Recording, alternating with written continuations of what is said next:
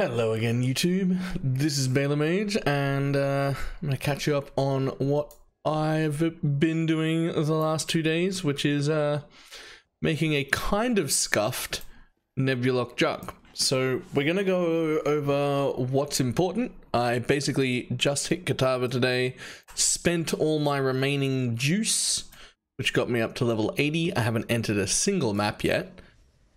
Cyclone is a little smaller than we remember, but it works pretty good in the delve, so I'm happy because it's going to be a delving character, and we're not going to have to worry about it. So this is kind of a scuffed budget version, but when I say budget, it's probably important to note that I've spent maybe 7x and 300C on it so far. So budget for a delving Nebuloch jug is not, strictly speaking, a budget build. So we're going to go over some of the important things. One, you need, well, not need, but want a lethal pride jewel, preferably with as much fortify effect as you can get and an intimidate roll. I do not have an intimidate roll, and I have exactly 2 fortify effects, which is not as much as I would like. The rest of it is totem placement speed, burning damage, just other random shit I don't need. So, we'll have to work on that. But that's good enough to start with. The next important thing is a Watcher's Eye. This one has, the important parts here for me are physical damage converted to fire while affected by anger, and life gain on hit while affected by vitality. So I have both vitality and anger, as well as a level 1 precision and a blood and sand, which I sit in blood stance for more damage. Leaves me with 11 mana left over, which in like 2 more levels will be 12, which will be just enough to cast regular Molten Shell, and I have a Vile Molten Shell, both linked with increased duration. Blood Rage and Leap Slam are just linked with blood magic so that I can actually cast them, because their mana costs are too high. Far too high. So what happens here is we're stacking all sorts of reduced damage taken. That's the main goal here. So we're looking at 1% reduced elemental damage taken from hits per endurance charge. Then endurance charge themselves giving you less physical damage taken from hit, or reduced physical damage taken from hit.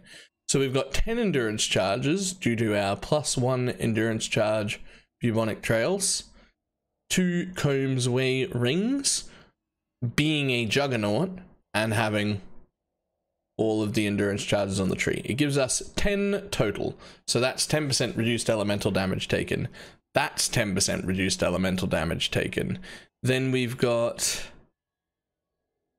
Fortify, which we don't have Fortify effect yet because we've got a budget helmet, but we will have Fortify effect on our helmet.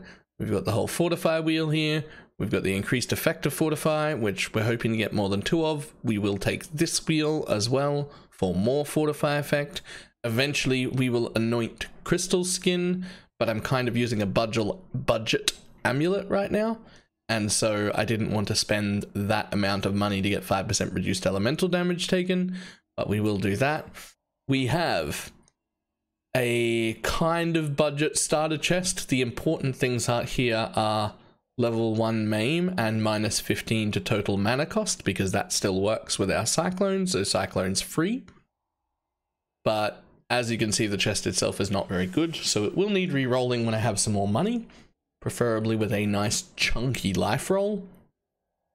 And I am using Elemental Focus, Infused Channel, Rage, Cyclone, Elemental Damage with attacks, and Fortify, plus the maim that's in there.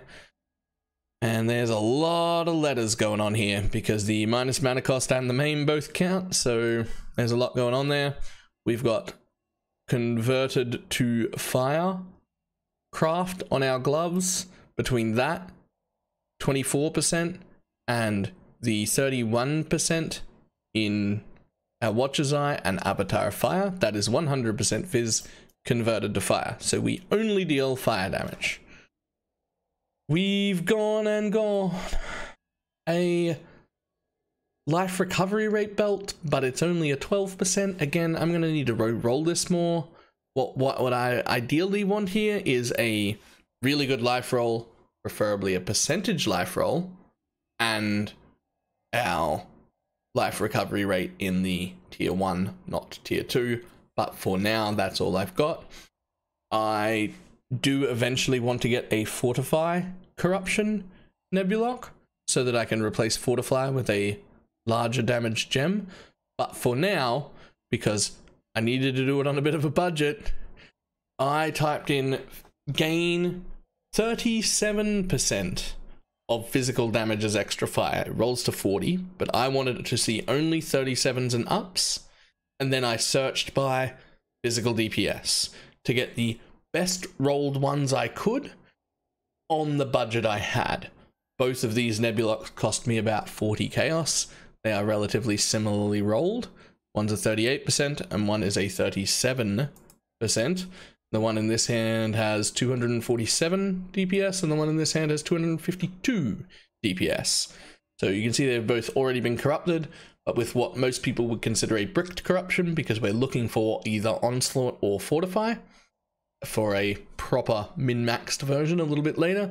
For now, I got these bricked versions that have a little bit of extra added damage on them, which is fine by me. For Ascendancies, for right now, I've gone with Unflinching, Unrelenting, and Unbreakable. Those are not optional. You will have those. And I have gone with Unstoppable, and I have picked up some accuracy by chucking a Tempered Mind in here for now, which has got 1, 2, 3, 4, 5 int nodes in it. So that's giving us 600 odd accuracy, which has solved all our accuracy problems for now, but will not solve our accuracy problems at monster level 83. So later on, I am going to have to drop these boots, which just has Purifying Flame, Culling Strike, and Cast when damage taken on it, because there were 3 sockets in it that I didn't need, and I thought that was an amusing way to get Consecrated Ground temporarily. Once I drop these, I will just replace the Stibnite here with a Sulfur Flask. A Sulfur cannot bleed, so I've still got that. And that's pretty much it. Getting res was rough.